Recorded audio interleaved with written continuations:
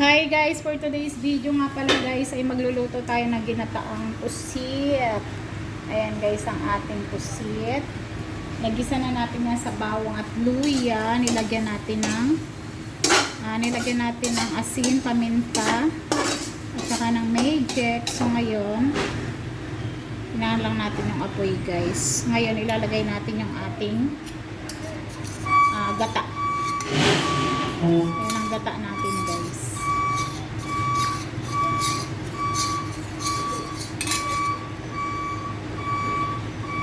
Hindi ko muna uubos yung gata ko guys kasi pakukuluin ko pa siya. Yan. Sarap ng ating pusit guys.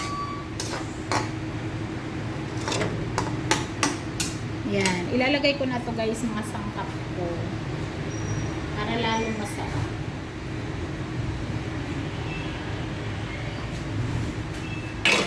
Una kasi guys, igigisa mo muna siya sa luya at bawang. Kasi para hindi siya malansa. Tapos ngayon, lalagyan natin uli ng magic. Yan. Kunti lang.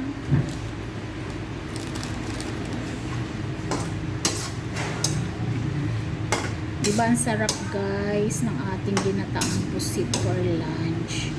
So yummy. Ayan, sarap.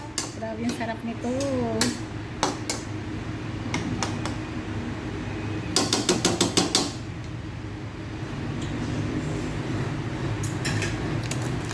Takpan muna natin guys ha.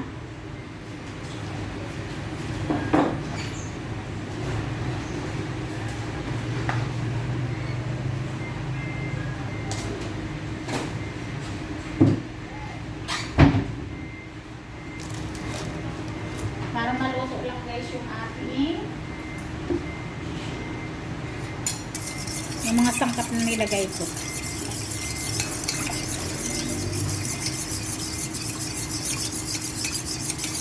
Open natin. Wow, yummy yummy. Haluin lang natin guys. Ang sarap nito guys. Grabe, promise. Sarap ng ating ginataang pusit.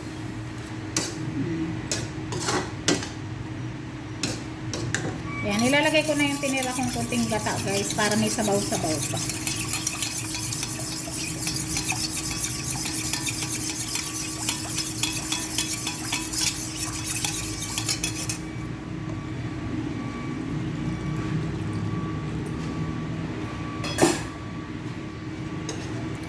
Sarap.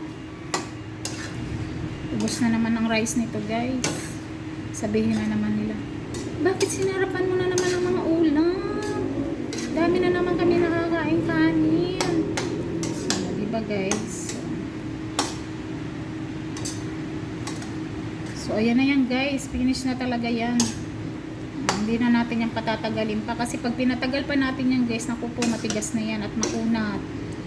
Ang konting luto lang talaga ng pusit guys. Pag niluluto mo, hindi ganun katagal. Kasi pag pinatagal natin, ako, sobrang kunat na nila. So, ayan na guys, ang finished product.